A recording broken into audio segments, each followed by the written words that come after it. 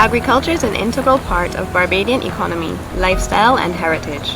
From sugar plantations in the 1800s to the mixed crops of modern-day farms, Barbadians and foreigners alike have reaped an endless supply of food from our soils.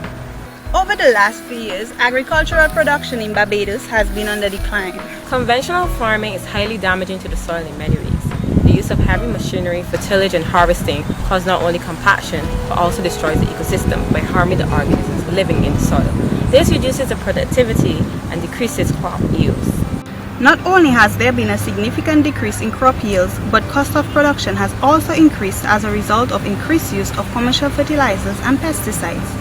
What farmers have failed to realize is that by adding these substances to the soil, they are actually harming the soil's ecosystem.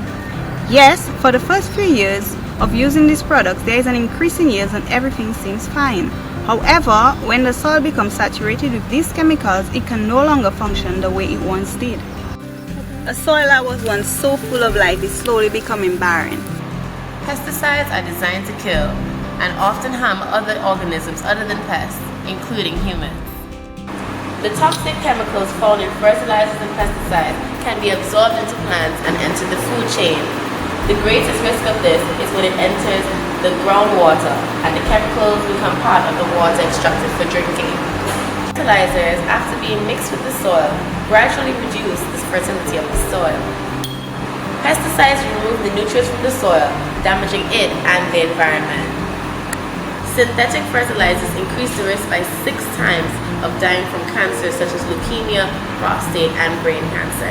They often contain heavy metals such as lead and mercury, which can cause organ failure. According to the International Agency for Research on Cancer, in 2014, Barbados was ranked number 5 in prostate cancer rates. The World Health Organization has estimated that there have been over 3 million cases of pesticide poisoning and over 220,000 deaths. Are you willing to take the risk?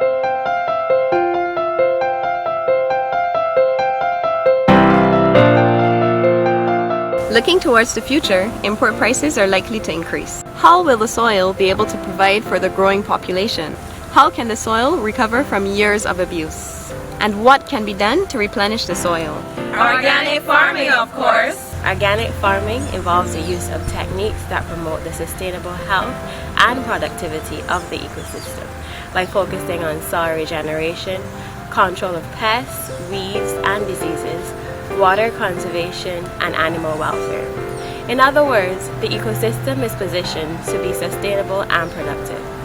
Organic farming combines traditional farm practices with scientific knowledge to create a modern approach to farming.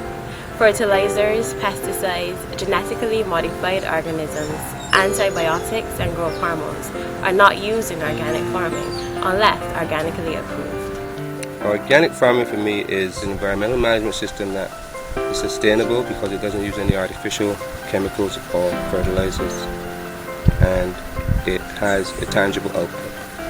Organic agriculture has been steadily growing for more than a decade, and today the demand for organic produce and products continues to be larger than supply. What do you consider the benefits of organic farming? Personally, the benefits are I can take home good, clean, organic food for my family and myself. It's good, healthy exercise. There's no dangerous chemicals involved, so you can feel relaxed that you're doing healthy work. It's good physically for your body and for your mind. You have a sense of satisfaction, and when you do something, you can look back at it and see what you've done. So there's not a lot of roles in life where it's that easy, where you can look back and say, well, I've done this for today. As well as being good for you and your family, organic farming is also beneficial to our environment.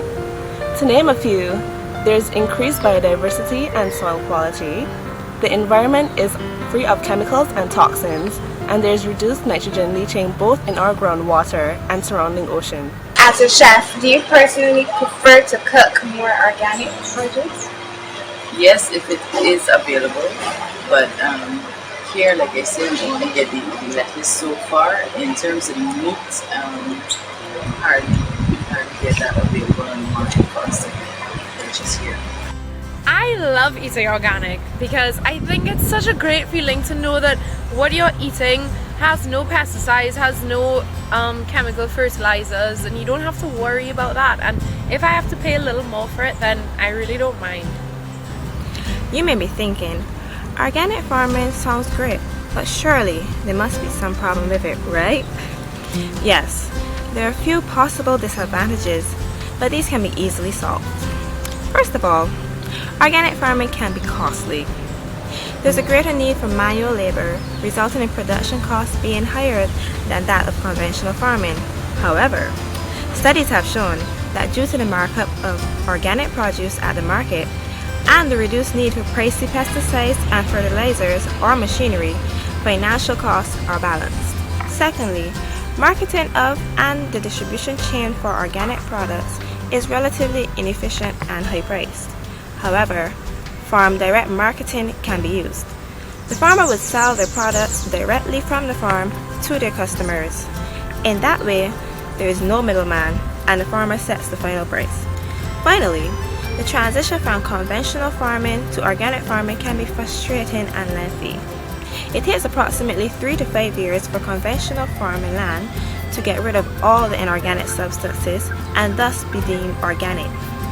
During this time period, your farm can be marketed as in transition, and your products can therefore still be sold at a higher price. You might also be wondering, how are you going to keep pests off your crops without pesticides, and how the nutrients your plants need will be present in the soil without fertilizers?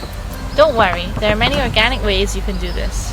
Natural pest controls, such as neem trees, can be planted. Soapy water, pepper, garlic, eggshells, used coffee grains, and many more household items can be applied to the plants or the surrounding soils to keep off the pests. You can also plant sacrificial crops next to or surrounding your main crop.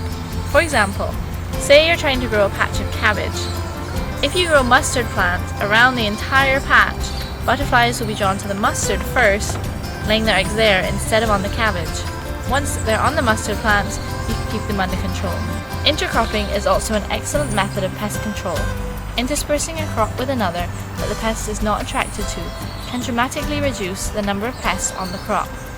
A good example is planting tomatoes, sweet potatoes, and yams interspersed. To add nutrients to the soil, intercropping or rotational cropping is a good place to start. Legumes fix nitrogen which can be used by other crops for nutrients. Adding organic matter like manure and compost to your field is also an important input of nutrients. The organic farmer is looking for a more rounded method of adding biological activity to the soil, which doesn't just feed the plant but feeds the soil and all in it. So the conventional farmer has to remember that the soil does more than just provide for the plant. We try not to do kill sprays, which are things that will kill the pests immediately.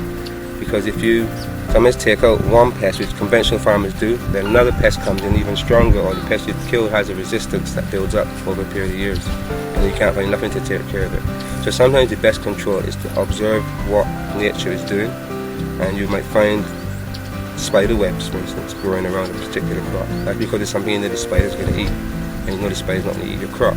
So you leave that area alone for a while and let the spiders take over. So sometimes observation is a good pest method. It is time to take back control. It's time to be proactive. Life is precious. It's time to switch to organic. To start yourself on the organic path today, contact the Organic Growers and Consumers Association, OGCA, via Facebook.